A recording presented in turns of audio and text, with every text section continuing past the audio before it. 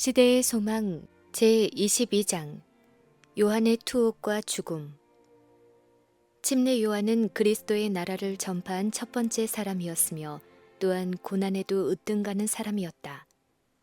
광야의 자유로운 분위기와 자기의 말에 귀를 기울이던 많은 무리에서 떠나서 요한은 이제 토굴 감방의 벽 속에 갇혀 있었다. 그는 헤롯 안디바의 성체 안에 있는 죄수가 되었다. 요한은 대부분의 봉사의 생애를 안디바가 지배하던 요단 동부 지역에서 보냈다. 헤롯 자신도 침례 요한의 전도에 귀를 기울였다. 방탕하던 왕은 회개하라는 부름을 듣고 떨었다. 헤롯이 요한을 의롭고 거룩한 사람으로 알고 두려워하여 그의 말을 들을 때에 크게 번민을 느끼면서도 달게 들으밀어라. 요한은 헤롯이 그의 동생의 아내인 헤로디아와 부정한 관계를 맺고 있는 것을 책망하면서도 그를 신실하게 대하였다. 헤롯은 얼마 동안은 자기를 속박한 정욕의 쇠사슬을 끊어버리려고 미미하게나마 노력하였다. 그러나 헤로디아는 그를 자기의 올가미에 더욱 단단히 묶어놓고 헤롯을 부추겨 요한을 투옥시킴으로써 그에게 복수하였다. 요한의 생애는 적극적인 활동의 생활이었으므로 그의 옥중 생활의 음침함과 무의함이 그의 마음을 무겁게 짓눌렀다. 변함없이 여러 주일이 지나자 낙담과 의심의 그림자가 그를 덮었다. 요한의 제자들은 그를 버리지 않았다. 그들은 감옥에 접근하도록 허용되었으므로 예수님의 사업에 대한 소식을 그에게 전하고 백성들이 어떻게 그분의 주위에 모여들고 있는지 말하였다.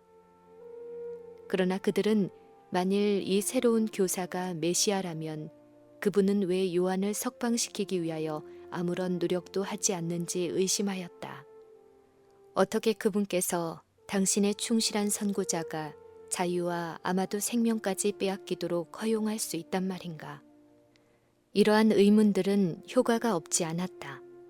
그렇지 않았다면 결코 일어나지 않았을 의심이 요한의 마음속에 일어났다. 사단은 이 제자들의 말을 듣고 또한 그들이 여호와의 사자의 심령에 상처를 준 사실을 보고 기뻐하였다. 자기 자신들을 착한 사람의 친구라고 생각하고 그에게 그들의 충성을 보이려고 애쓰는 자들이 그의 가장 위험한 원수들로 입증되는 일이 얼마나 빈번히 일어나고 있는가. 그의 믿음을 북돋아 주기는커녕 그들의 말로 그의 의기를 저상시키고 낙담시키는 일이 얼마나 흔한가. 구주의 제자들처럼 침례 요한도 그리스도의 왕국의 본질을 이해하지 못했다. 그는 예수께서 다윗의 보좌를 취하시리라고 얘기하였다. 그러나 시간이 지나도 구주께서 왕으로서의 권위를 주장하지 않으시는 것을 보고 요한은 당황하여 근심하게 되었다. 그는 주 앞에 길이 예비되기 위해서는 산과 언덕이 낮아지며 험한 곳이 평탄하게 되며 고르지 않은 곳이 평지가 되리라는 이사야의 예언이 성취되어야 한다고 백성들에게 선언해 왔었다. 그는 버렸어야 할 인간적인 자만과 권력의 높은 지위들을 기대하였다. 그는 메시아를 그 손에 키를 들고 자기의 타작마당을 정하게 하시고 알곡은 모아 국간에 들이고 쭉정이는 꺼지지 않는 불에 태우시는 분으로 지적하였다. 요한은 선지자 엘리야의 심령과 능력으로 이스라엘에게 왔다. 그는 여호와께서 불로 응답하시는 하나님으로서 자신을 친히 드러내시기를 기대하였다. 침례 요한은 지위의 고하를 막론하고 죄악을 두려움 없이 책망하는 자로서 자신의 사명을 완수하였다. 그는 담대하게 헤롯 왕을 대면하여 그의 죄를 솔직하게 책망하였다. 그가 자신의 생명을 초계처럼 여긴 것은 자기에게 맡겨진 사업을 성취하기 위함이었다. 그런데 이제 요한은 자기가 갇힌 옥에서 유다 지파의 사자가 압제자의 교만심을 무너뜨리고 울부짖는 가난한 자들과 자기를 구원하여 주실 것을 고대하였다. 그러나 예수께서는 당신 주위의 제자들을 모으고 백성들을 고치며 가르치는 것으로 만족히 여기시는 것처럼 보였다. 날마다 로마의 멍에가 이스라엘을 더욱 무겁게 누르고 헤롯 왕과 그의 사악한 간부가 그들의 목적을 수행하며 가난한 자들과 고통당하는 자들의 외치는 소리가 하늘에 사무치고 있을 때 예수께서는 세리들의 식탁에서 잡숫고 계셨다. 광야의 선지자에게는 이런 모든 것이 측량할 수 없는 신비처럼 보였다. 때때로 여러 시간 동안 마귀의 속삭임이 그의 정신을 괴롭게 하였으며 심한 공포의 그림자가 그를 덮었다.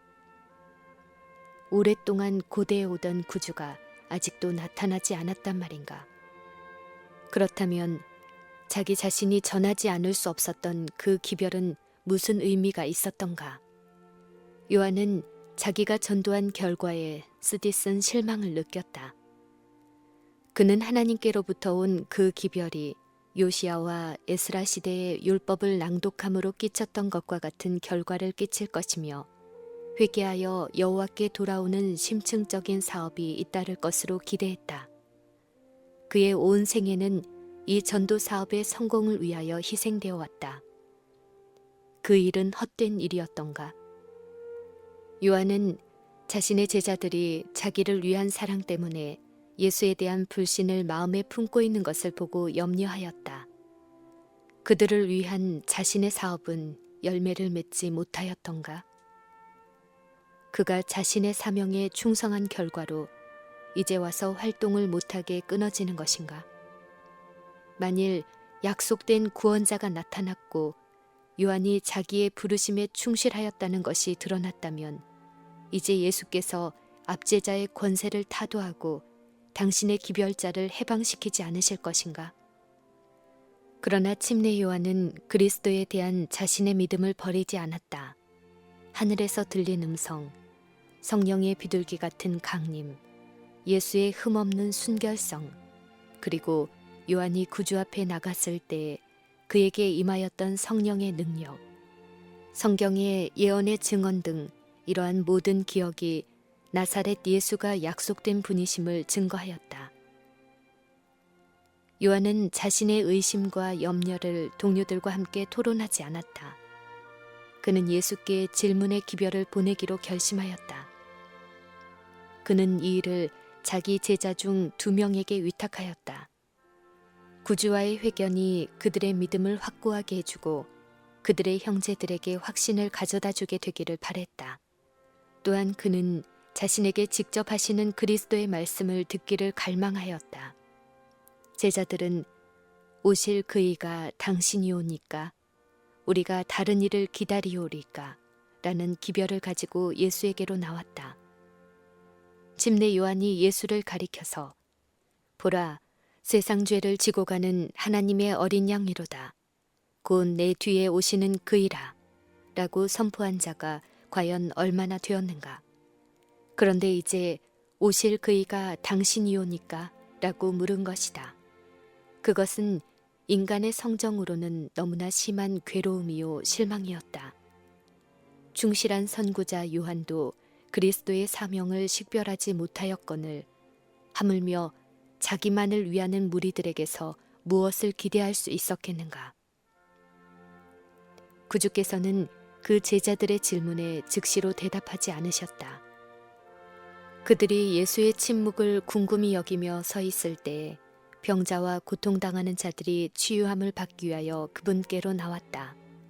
맹인들은 군중을 뚫고 길을 더듬으면서 왔으며 온갖 종류의 병을 앓는 자들이 어떤 자는 스스로 길을 재촉하며 혹은 저희 친구들에게 운반되어 예수님 앞으로 열심히 나아오고 있었다. 능력 있으신 치료자의 음성이 귀머거리의 귀를 뚫었다. 한마디의 말씀, 그분의 손의 한 번의 접촉이 맹인의 눈을 뜨게 하여 일광과 자연의 경치와 친구들의 얼굴과 구원자 예수님의 얼굴을 볼 수 있게 하였다. 예수께서는 질병을 꾸짖었으며 열병을 쫓아내셨다. 그분의 음성이 죽어가는 자들의 귀에 들렸을 때 그들은 건강과 활력을 가지고 일어났다. 귀신 들려 마비된 자들이 그분의 말씀에 순종하였을 때 광증이 그들을 떠나고 그들은 그분께 경배하였다. 예수께서는 그들의 질병을 치료하는 한편 백성들을 가르치셨다. 부정하다는 이유로 랍비들이 멀리하던 가난한 농부들과 노동자들이 그분 주위에 가까이 모였으며 예수께서는 그들에게 영원한 생명의 말씀을 하셨다. 그와 같이 요한의 제자들이 모든 것을 보고 듣는 동안에 그날은 저물어 갔다. 드디어 예수께서 그들을 부르시고 그들이 목격한 것을 가서 전하라고 명하면서 이렇게 덧붙이셨다. 누구든지 나를 인하여 실족하지 아니하는 자는 복이 있도다. 그분의 신성의 증거가 고통당하는 인류의 필요를 채워주는 가운데 나타났다. 그분의 영광은 우리와 같은 낮은 처지에까지 내려오신 그분의 겸비에서 나타났다. 제자들은 그 기별을 전하였다. 그리고 그것으로 충분하였다. 요한은 여호와께서 내게 기름을 부으사 가난한 자에게 아름다운 소식을 전하게 하려 하심이라. 나를 보내사 마음 상한 자를 고치며 포로된 자에게 자유를, 갇힌 자에게 노임을 전파하며 여호와의 은혜의 해를 전파하여 라는 메시아에 관한 예언을 상기하였다. 그리스도께서는 그분이 메시아임을 선언하였을 뿐 아니라 어떤 모양으로 그분의 나라가 세워질 것인지를 보여주었다. 광야에서 엘리야에게 이르렀던 그 같은 진리가 요한에게도 공개되었다. 그때 여호와의 앞에 크고 강한 바람이 산을 가르고 바위를 부수나 바람 가운데 여호와께서 계시지 아니하며 바람 후에 지진이 있으나 지진 가운데도 여호와께서 계시지 아니하며 또 지진 후에 불이 있으나 불 가운데도 여호와께서 계시지 아니하더니 불 후에 하나님께서 세미한 소리로 선지자에게 말씀하셨다. 예수께서도 당신의 사업을 이와 같이 무력의 행사와 보좌와 왕국들을 뒤집어 엎는 일을 통해서가 아닌 자비와 자아 희생의 생애를 통하여 사람들의 마음에 말씀하심으로 하실 것이었다. 침례 요한 자신의 극기의 생애의 원칙은 메시아의 왕국의 원칙이었다. 요한은 이런 모든 것이 이스라엘 지도자들의 원칙과 소망에 얼마나 어긋나는 것인가를 잘 알았다. 요한에게 그리스도의 신성을 확신시킨 증거가 그들에게는 아무런 증거가 되지 않았다. 그들은 약속되지 않는 그런 메시아를 기다리고 있었다.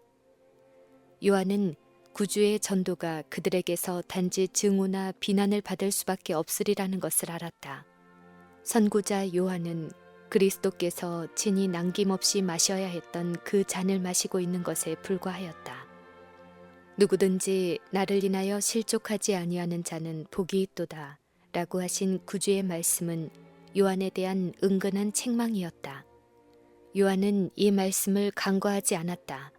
그는 이제 그리스도의 사명의 본질에 대하여 더욱 명백히 깨달았으므로 그가 사랑하던 사업의 최선의 유익을 위하여 살든지 죽든지 자신을 하나님께 굴복시켰다. 그 사자들이 떠나간 후에 예수께서 요한에 대하여 사람들에게 말씀하셨다.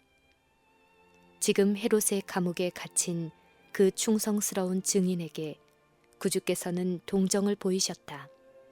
예수께서는 하나님께서 요한을 버리셨다거나 그의 믿음이 시련의 시기에 쓰러졌다고 사람들이 결론짓도록 버려두기를 원하지 않으셨다. 너희가 무엇을 보려고 광야에 나갔더냐? 바람에 흔들리는 갈대냐? 라고 그분은 말씀하셨다. 요단 강변에 자라서 산들바람이 불 때마다 흔들거리는 키가 큰 갈대는 침례 요한의 전도를 비평하며 판단하는 자로서 서 있었던 랍비들을 상징하기에 알맞았다. 그들은 여론의 바람에 이리저리 흔들렸다. 그들은 마음을 꿰뚫는 침례 요한의 기별을 받기 위하여 자신을 낮추려고 하지 않았으나 백성들이 무서워서 감히 공공연히 그의 사업을 반대하지는 못했다. 그러나 하나님의 사자는 결코 이러한 비겁한 마음을 갖지 않았다. 그리스도의 주위에 모여든 군중들은 요한의 사업을 목격했던 자들이다. 그들은 요한이 죄를 두려움 없이 책망하던 말을 들었다. 스스로 의롭다고 하는 바리새인들, 제사장직을 맡은 사두개인들, 헤롯 왕과 그의 조신, 방백과 병정들, 세리와 농부들, 이런 모든 사람들에게 요한은 똑같은 솔직성을 가지고 말하였다. 그는 결코 인간의 칭송이나 편견의 바람에 휩쓸리는 흔들리는 갈대가 아니었다.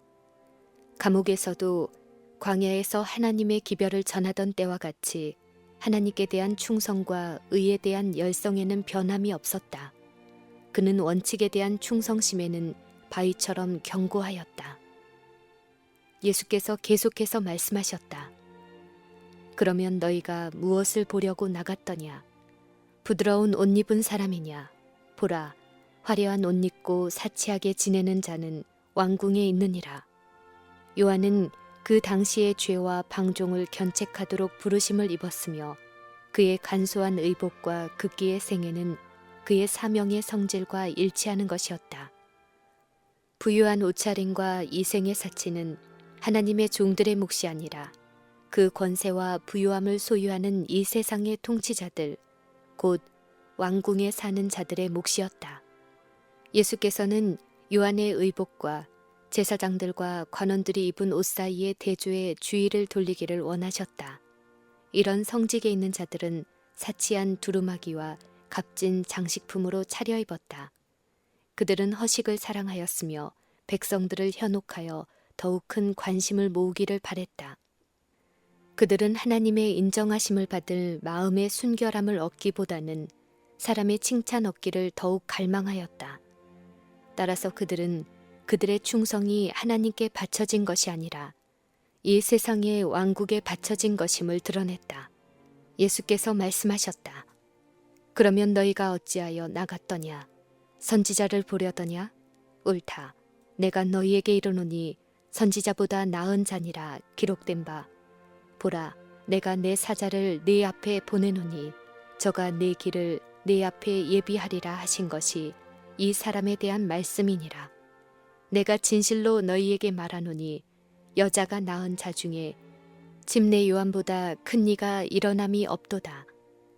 천사는 요한이 나기 전에 사가랴에게 선언할 때에 저가 주 앞에 큰 자가 되리라고 말하였던 것이다. 하늘이 위대하게 평가하는 것은 무엇인가?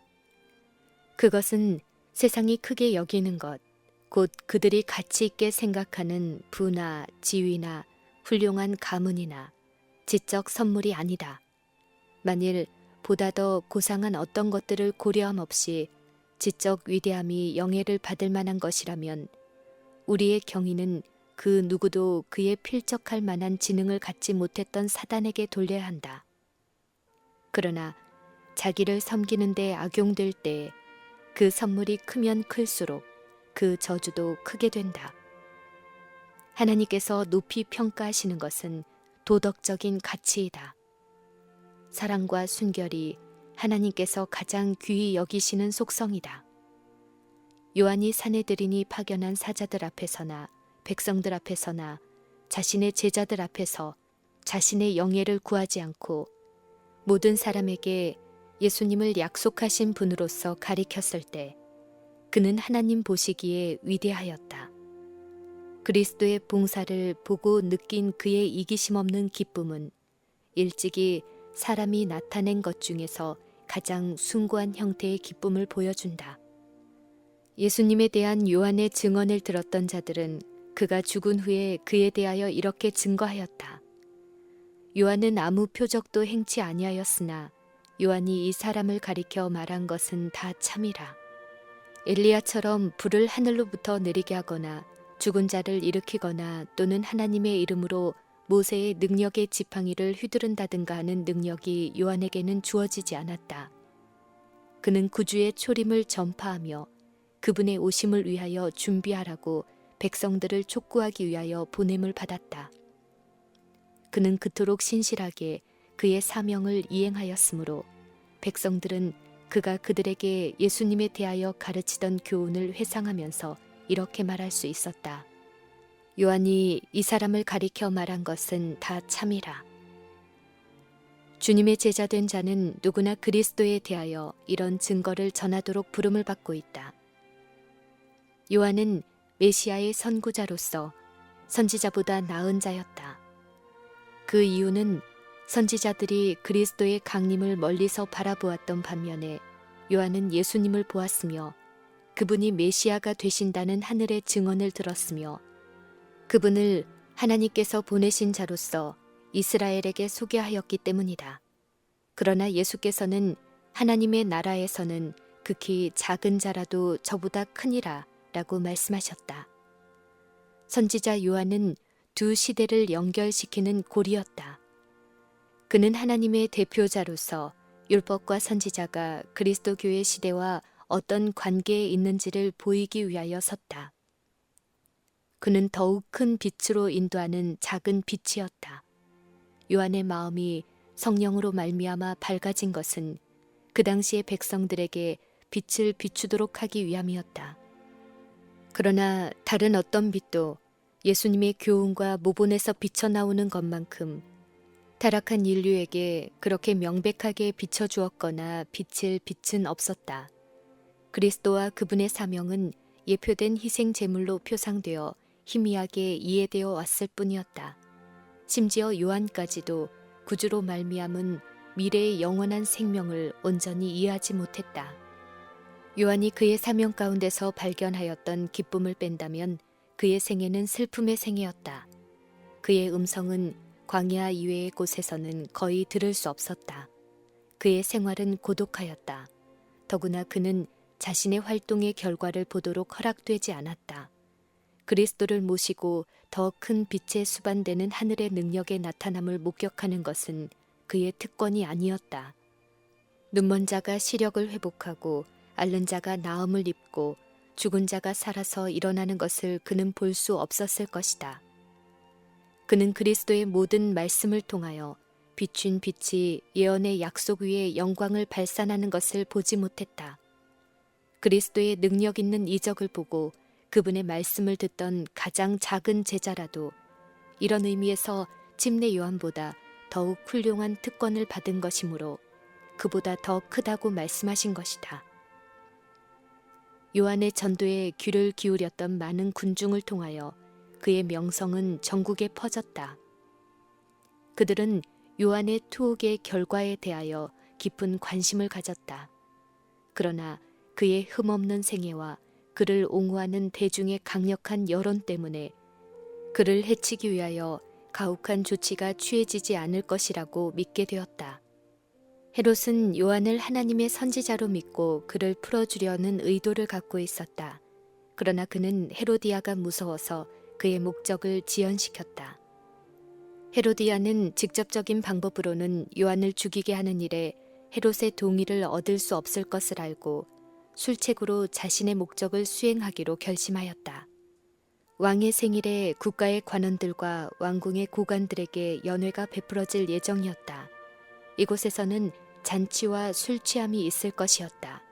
이렇게 되면 헤롯이 경계하는 마음을 버리고 자기의 뜻대로 좌우될지도 모를 것이었다. 그 성대한 날이 이르러서 왕이 그의 귀족들과 더불어 먹고 마실 때에 헤로디아는 그의 딸을 연회석상에 보내어 손님들을 환대하는 춤을 추게 하였다.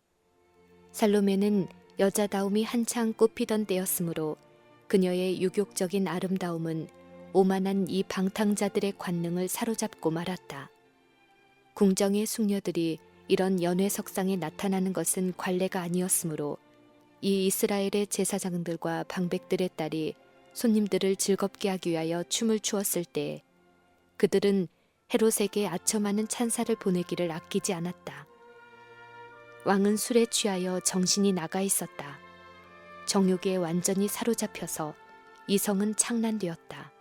그는 단지 쾌락의 연회장, 곧 술에 취한 손들과 연회 식탁과 거품이 있는 포도주와 번쩍이는 불빛과 그리고 자기 앞에서 춤을 추는 젊은 여자만을 보았다.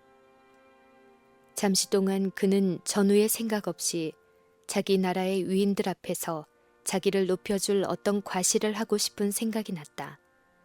그는 헤로디아의 딸이 무엇을 원하든지 심지어 나라의 절반이라도 주겠다고 약속하였다.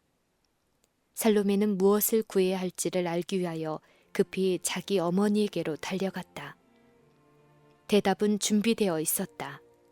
곧 침례 요한의 머리였다. 살로메는 그의 어머니의 마음속에 간절한 복수심이 있다는 것을 알지 못했으며 그 요구를 제출하기를 꺼렸다. 그러나 헤로디아의 결심이 이기고야 말았다. 그 소녀는 돌아와서 침례 요한의 머리를 소반에 담아 곧 내게 주기를 원하옵나이다 라는 끔찍스러운 청원을 하였다. 헤롯은 놀라서 당황했다. 광적인 활락은 그치고 불길한 침묵이 활락의 장소에 내려앉았다. 왕은 요한의 목숨을 앗는다는 생각을 하고 공포에 질려버렸다. 그러나 그는 이미 언약했으므로 변덕을 부리거나 경솔하게 보이기를 원하지 않았다. 그는 손님들의 명예를 걸고 맹세는 하였지만 만일 그들 중에 한 사람이라도 약속의 이행을 반대하는 말을 하였다면 그는 기꺼이 요한을 살려주었을 것이다. 그는 그들에게 그 죄수를 위하여 말할 기회를 주었다. 그들은 요한의 전도를 듣기 위하여 먼 거리를 여행하였으므로 그가 죄 없는 사람이요 하나님의 종임을 알고 있었다. 그러나 그들은 그 소녀의 요구에 충격은 받았지만 간언으로 중재하기에는 너무나 취하여 있었다. 하늘의 사자의 생명을 살리라는 음성은 나오지 않았다. 거기에 있던 사람들은 국내에 신뢰할 만한 높은 지위를 차지하고 있었으며 중대한 책임이 그들에게 맡겨져 있었음에도 불구하고 감각이 마비되기까지 활락과 술 취함에 빠져 있었던 것이다. 그들의 머리는 음악과 춤의 어지러운 장면 때문에 돌아버리고 양심은 잠자는 상태에 빠져버렸다. 그들은 침묵함으로써 한 파렴치한 여인의 복수심을 만족시키기 위하여 하나님의 선지자에게 사형 선고를 내렸다. 헤롯은 자신의 맹세에서 벗어나기 위해 기다렸으나 숲으로 돌아갔다. 그리하여 그는 마지못해 선지자를 처형하도록 명령했다. 곧 요한의 머리가 왕과 그의 손님들 앞에 운반되어 왔다.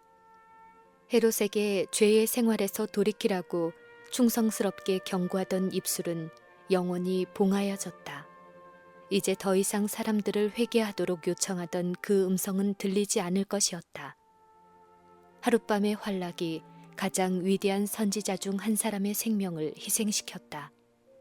정의를 수호하는 자들이 되었어야 할 자들의 부절제로 말미암아 무죄한 자의 생명이 얼마나 자주 희생되어 왔던가. 취하게 하는 잔을 입술에 대는 자는 그가 취기 아래서 저지르는 모든 불의에 대하여 책임이 있다. 그는 그의 감각을 마비시킴으로 냉정한 판단을 하거나 옳고 그른 것에 대한 명료한 지각력을 갖지 못하게 된다. 그는 사단이 죄 없는 자들을 압박하고 멸하는 일에 자기를 통하여 역사하도록 길을 열어준다. 포도주는 거만케 하는 것이요 독주는 떠들게 하는 것이라. 무릇 이에 미혹되는 자에게는 지혜가 없느니라. 그같이 하여 공평이 뒤로 물리침이 되고 악을 떠나는 자가 탈취를 당하는도다. 동료 인간의 생명을 주관하는 사법권을 가진 자들은 부절제함으로 범한 죄가에 대하여 책임을 져야 한다. 법을 집행하는 자들은 모두 법의 준수자가 되어야 한다. 그들은 자제력이 있는 사람들이어야 한다. 그들은 지적 활력과 높은 정의감을 소유하기 위하여 그들의 육체적, 정신적, 도덕적 능력들을 완전히 통제할 필요가 있다. 침례 요한의 머리는 헤로디아에게로 운반되었다. 그녀는 악마처럼 만족하게 그것을 받았다. 그녀는 복수하게 된 것을 크게 기뻐하며 헤롯의 양심도 더 이상 가책을 받지 않을 것이라고 자위하였다. 그러나 그녀가 지은 죄가 그녀에게 행복을 가져다 주지는 않았다. 헤로디아의 이름은 악명 높고 증오스럽게 되는 한편 헤롯은 요한의 경고를 받을 때에 느낀 것보다도 더 심한 양심의 가책을 받았다. 요한의 교훈이 끼친 가마는 잠잠하지 않고 세상 끝날 때까지 각 세대에 걸쳐서 미칠 것이었다. 헤롯의 죄는 항상 그의 앞에 있었다. 그는 범죄한 양심의 비난으로부터 평안을 발견하려고 끊임없이 애썼다. 요한에 대한 그의 확신은 흔들리지 않았다. 요한의 자기 부정의 생애, 그 엄숙하고도 진지한 호소, 그의 권고 중에 나타난 건전한 판단력 등을 회상하고 그가 어떠한 죽음을 당하였던가를 생각하자 헤롯은 평안을 얻을 수가 없었다. 국사에 종사하며 사람들의 존경을 받으면서 그는 미소를 짓는 얼굴과 위엄 있는 태도를 나타냈지만 한편으로 늘 자기에게 저주가 임한다는 공포에 눌린 채 괴로운 마음을 감추고 있었다. 헤롯은 아무것도 하나님에게서 숨길 수 없다고 한 요한의 말에 깊은 감동을 받았다. 그는 하나님께서는 모든 곳에 계심으로 연회실의 방탕함을 목격하고 요한을 참수하라는 명령을 듣고 헤로디아의 기뻐 날뛴과 그녀를 책망하던 자의 절단된 머리에 그녀가 나타낸 모욕을 보셨을 것이라고 확신하였다. 그리하여 헤롯이 선지자의 입술을 통하여 듣던 많은 것들이 이제는 광야에서 하던 설교보다도 더욱 명백하게 그의 양심에 말하였다. 헤롯은 그리스도께서 하시는 일에 대하여 듣고 몹시 괴로워하였다. 그는 하나님께서 요한을 죽음에서 일으켜 더욱 위대한 능력으로 정죄하도록 그를 보내신 것이라고 생각하였다. 그는 요한이 자신과 자신의 집에 정죄의 선고를 내림으로 그의 죽음에 대한 복수를 하지 않을까 하고 늘 두려워하였다. 헤롯은 죄의 길의 결과가 그러하리라고 하나님께서 선언하신 것을 거두고 있었으니 곧 마음으로 떨고 눈으로 쇠하고 정신으로 산란케 하시리니 내 생명이 의심나는 곳에 달린 것 같아서 주야로 두려워하며 내 생명을 확신할 수 없을 것이라. 내 마음의 두려움과 눈에 보이는 것으로 인하여 아침에는 이르기를 아하 저녁이 되었으면 좋겠다 할 것이요 저녁에는 이르기를 아하 아침이 되었으면 좋겠다 하리라 라고 하신 말씀이었다. 죄인들 자신의 생각이 곧 그의 고소자가 되므로 범죄한 양심의 가책보다 더 심한 고문은 있을 수 없는데 이는 죄인에게 밤이나 낮이나 늘 안식을 주지 않기 때문이다. 침례 요한의 운명에 대하여 많은 사람들이 깊은 의구심을 가지고 있다. 왜 요한이 감옥에서 신음하다가 죽도록 버림을 받아야 했던가 하고 그들은 묻는다. 우리 인간적인 통찰력으로는 이 어두운 섭리의 신비를 투시할 수 없다. 그러나 요한이 그리스도의 고난에 참여한 자에 불과하다는 것을 기억할 때에 그것이 하나님께 대한 우리의 신뢰를 결코 흔들 수 없다. 그리스도를 따르는 모든 자들은 희생의 면류관을 쓸 것이다. 그들은 분명히 이기적인 사람들의 오해를 받을 것이며 사단의 맹렬한 공격 목표가 될 것이다. 사단의 왕국은 이 자아 희생의 원칙을 파괴시키기 위하여 세워졌으며 그는 어디에서 나타나든지 이 정신에 대항하여 싸울 것이다. 요한의 유년 시대와 청년 및 장년 시대는 확고부동함과 도덕적 능력으로 특징지어졌다. 너희는 주의 길을 예비하라. 그의 첩경을 평탄케 하라는 그의 음성이 광야에 들리자 사단은 자기의 왕국의 안전을 인하여 두려워하였다. 죄의 죄악됨이 사람들을 무서워 떨게 하는 그러한 방법으로 나타났다.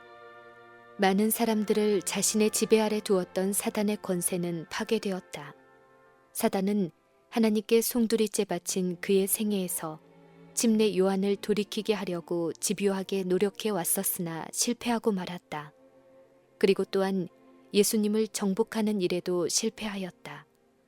사단은 광야의 시험에서 패배하였으므로 그의 분노는 극심하였다. 그리하여 그는 요한을 침으로 그리스도를 슬픔에 빠지게 하려고 결심했다. 사단은 자기가 범죄하도록 꿰 수 없었던 그분에게 고통을 안겨주려 했다. 예수께서는 당신의 종을 구해내려고 개입하지 않으셨다. 예수께서는 요한이 그 시험을 견뎌낼 것을 아셨다. 구주께서는 친히 임재하심으로 감옥의 음울함을 밝게 하기 위하여 즐겨 요한에게 오셨을 것이다. 그러나 그분은 자신을 원수의 수중에 두는 것으로 자신의 사명을 위태롭게 하지 않으셨다. 그분은 당신의 충성스러운 종을 즐겨 구출하셨을 것이다. 그러나 후년에 감옥에서 죽임을 당할 수다한 사람들을 위하여 요한은 순교의 잔을 마셔야 하였다. 예수님을 따르는 자들이 외로운 옥중에서 신음하고 칼이나 고문대나 화형주에서 죽임을 당하여 겉으로는 하나님과 사람에게 버림을 당한 것처럼 보일 때 그리스도께서 친히 그의 충성됨을 증거하셨던 침례 요한도 그와 유사한 경험을 겪었다는 생각에 그들의 마음이 얼마나 든든함을 느낄 것인가. 사단은 하나님의 사자의 지상생애를 단축시키도록 허용은 받았지만 그 파괴자는 그리스도와 함께 하나님 안에 감추어진 저 생명은 어찌할 수 없었다. 사단은 자기가 그리스도에게 슬픔을 가져다 준 것을 매우 기뻐하였으나 요한을 정복하는 일에는 실패하였다. 죽음 그 자체는 다만 요한을 영원히 시험의 권세의 피 안에 두게 한 것에 지나지 않았다. 사단은 이 전쟁에서 자신의 성품을 드러내고 있었다. 그는 목격하고 있는 우주 앞에서 하나님과 사람에 대한 그의 적개심을 드러내고 말았다. 요한에게 기적적인 구출은 허락되지 않았을지라도 그는 버림을 당하지 않았다. 그에게는 항상 하늘의 천사들이 동무가 되어 주었다. 그들은 그에게 그리스도에 관한 예언들과 성경 말씀의 귀중한 허락들을 공개하여 주었다. 이것이 그의 지주였으며 이것은 또한 미래의 시대를 통하여 하나님의 백성들이 의지할 지주가 될 것이었다. 요한의 뒤를 따랐던 자들에게와 같이 침례 요한에게도 볼지어다 내가 세상 끝날까지 너희와 항상 함께 있으리라 라고 하신 보증이 주어졌다. 하나님께서는 당신의 백성들이 만일 처음부터 종말까지를 볼 수 있고 하나님의 동역자로서 그들이 성취하고 있는 그 목적의 영광을 식별할 수 있다면 그들이 인도받기를 선택하였을 그 길 이외에 어떤 다른 길로는 결코 그들을 인도하지 않으신다. 하늘로 옮겨간 에녹이나 불병거를 타고 승천한 엘리야일지라도 결코 옥중에서 외롭게 죽은 침례 요한보다 더 위대하거나 영예를 더 많이 받지는 않았다. 그리스도를 위하여 너희에게 은혜를 주신 것은 다만 그를 믿을 뿐 아니라 또한 그를 위하여 고난도 받게 하심이라. 그리고 하늘이 사람에게 줄 수 있는 모든 선물 중에서 그리스도와 더불어 그분의 고난에 동참하는 것이 가장 가치 있는 신임이요 가장 높은 영예인 것이다.